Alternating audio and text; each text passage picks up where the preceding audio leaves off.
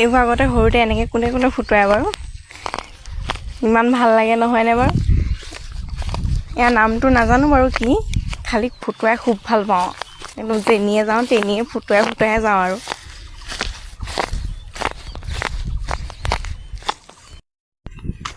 মই গৈছিলোঁ একদম ৰাতিপুৱা শুই উঠিয়ে ডাইৰেক্ট আমাৰ ঘৰত মাহী ভণ্টি এজনী আছিলে যে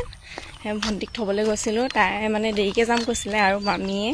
সোনকালে মাতিলে ভাতেই খাবলৈ নাপালে একদম শুই উঠি গ'লেই ময়ো শুই উঠি চিধাই থ'বলৈ আহিছোঁ ককাই লৈ গ'লহি আৰু আহোঁতে এনেকৈ ফুটুৱাই আহি আছোঁ পথাৰে অকলে আহি বেয়া লাগিছিলে সেইকাৰণে ভিডিঅ'টোকে কৰি আহি আছোঁ আৰু দেই ভাগৰ লাগি গৈছেগৈ একদম একো খাবলৈ পোৱাই নাই আজি উঠোঁতেও দেৰি বাৰু বতৰ ডাৱৰীয়া নহয় জানো তাৰমানে পথাৰৰ পৰিৱেশটো কিমান ধুনীয়া ভাল লাগে ন এনেকৈ আহি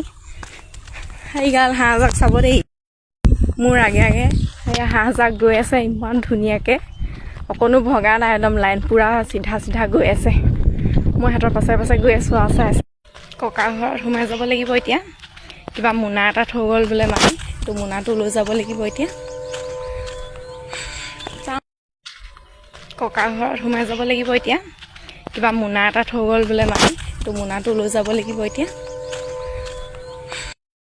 আৰু এয়া ককা ঘৰত আহি দেখিছেনে তগৰ ফুল একদম ফুলি আছে ধুনীয়াকৈ কলি ধেৰ আহিছে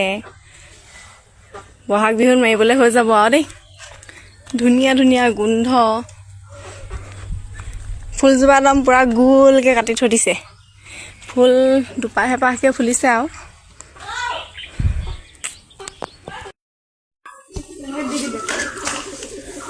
আমাৰ গাভৰু ছোৱালীয়ে চাহ বনাইছে দেই